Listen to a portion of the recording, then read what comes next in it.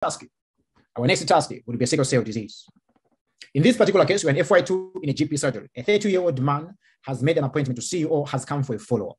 This particular patient was screened for sickle cell disease and other blood disorders twice, which came back normal. So all the investigations for sickle cell disease and other blood disorders were done and they were all normal. What you must do is talk to the patient and address their concerns. Patient information. His brother has got sickle cell disease and is worried he could have sickle cell disease as well. But he has been screened for sickle cell disease and other blood disorders, and all the tests came back as normal. He currently does not have any symptoms, but he has a history of anxiety, and that is being managed.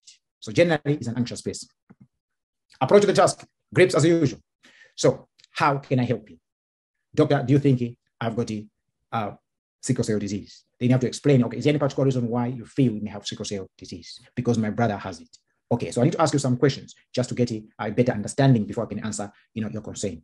Then you're going to take a history of sickle cell disease. What symptoms? Recurrent, do you suffer from recurrent chest infections? Do you have any joint pains? What about anemia? Okay, do you get tired? Any shortness of breath? Any palpitations? Any lightheadedness? Okay, have you ever been diagnosed with anemia? We're going to be asking those questions. Then you're going to ask the family history. Is there anyone in your family who has ever been diagnosed with sickle cell disease? Is there anybody in your family who has ever been diagnosed with any blood disorders? If you say yes, my brother has. Okay, do you share the same mother and the father? Yes. What about your parents? Does any of your parents have sickle cell disease? No. This particular patient, none of the parents have got sickle cell disease, but his brother has got sickle cell disease. And nobody else has got a blood disorder condition in his family. He has got some concerns. Doctor, do you think I could have sickle cell disease? And we said, when they asked that question in the beginning, important to ask any particular reason they feel they could have sickle cell disease, and have they been told about the investigation they had? So you continue the rest of the history. The PMAFTOSA, the ARS, the effects or symptoms. Remember the PMAFTOSA one more time. It's the past medical history, medication history, allergies, family history, travel history, occupation, social history, anything else. Now, we have taken the history, we'll do an explanation. Explain that he has been investigated for sickle cell disease and he does not have a condition. And all the tests have come back normal, including the test for other blood disorders. So he does not have a sickle cell disease and he will not develop a sickle cell disease because he has been tested. And therefore, if he had it, that was going to come up. And also, he's not a carrier because they didn't find him from any sort of carrier situation. Okay, good. So he cannot develop. So just going to change this, cannot develop a sickle cell disease in the future. Cannot. That's one sentence, just to make it clear. That's one sentence. Cannot develop sickle cell disease in the future because he does not have and he was not found to be a carrier. So that means carrying a gene that causes a sickle cell disease. Now, explain the mode of inheritance of sickle cell disease. Sickle cell disease is inherited in an autosomal recessive pattern.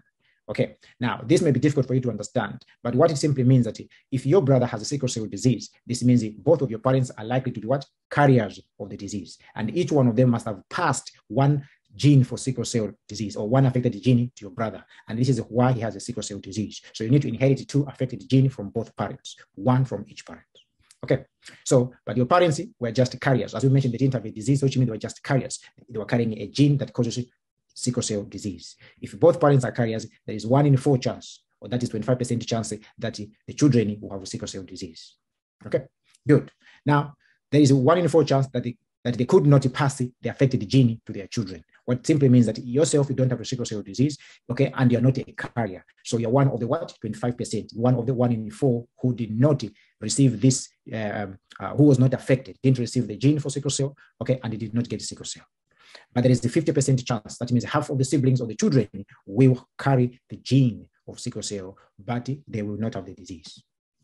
Now, sickle cell disease, people who develop sickle cell disease generally, people with sickle cell disease have inherited the gene for sickle cell from one parent and a gene for abnormal hemoglobin from another parent. So this is likely what will happen with your brother. One gene for sickle cell from one of the parents and another affected or abnormal hemoglobin from another parent. Okay, so you need to inherit one gene from both parents, from each parent, okay, to have a disease. Okay, now people who are what we call carrier, or sometimes they are called sickle cell trait or carriers, okay, inherit a gene for sickle cell from one parent and a gene for normal hemoglobin from another parent. So for one gene of sickle cell from one parent, but normal hemoglobin from another parent. Because they have got normal hemoglobin from another parent, which is not affected, they can only be a carrier. In other words, they are called sickle cell trait. Okay, good. these people, they have no symptoms, but they have a 50% chance of passing the gene to their children as well. Okay, so in this case, what has developed is most likely that both of your parents were carriers and they did pass the gene to their children. Okay, to your brother received both the genes and therefore he has a disease. You didn't receive any of the genes. You're not a carrier. You do not have a disease either. So this is a trait in here to explain that this is a gene for a gene for sickle cell disease.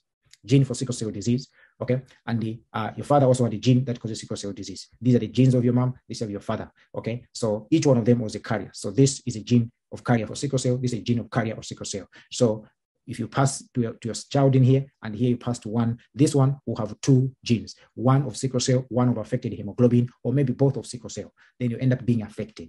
If you carry only one gene from one parent, like in this case, they only be carriers. To have a disease, you need to inherit two genes, one from each parent. So this one is a carrier, this one is a carrier as well. This one is normal, did not receive any of the genes from either of the parents, which is, I believe it is in your situation, you are here, the 25% who did not receive any of the genes. Those that receive one, they are carriers. Those that receive both, two genes affected, they are what? They have a disease.